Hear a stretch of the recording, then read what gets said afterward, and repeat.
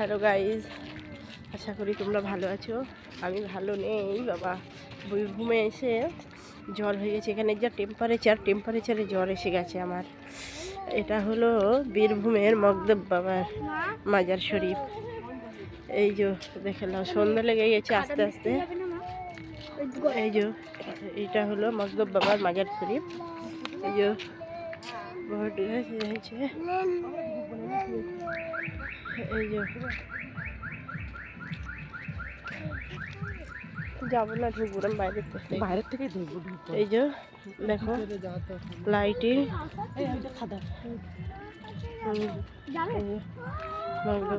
হ্যাঁ চল যাই। এই যে দেখো ওর মাথাটা, গাইস দেখো মাথাটা, দেখো কত সুন্দর দেখেছো, লাইটিং এ সাজানো।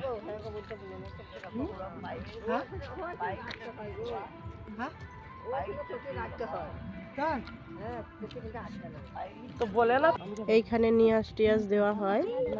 এই যে সব বসে আছে, এই যে নিয়াজ করে এইখানে জগৎ জায়গা।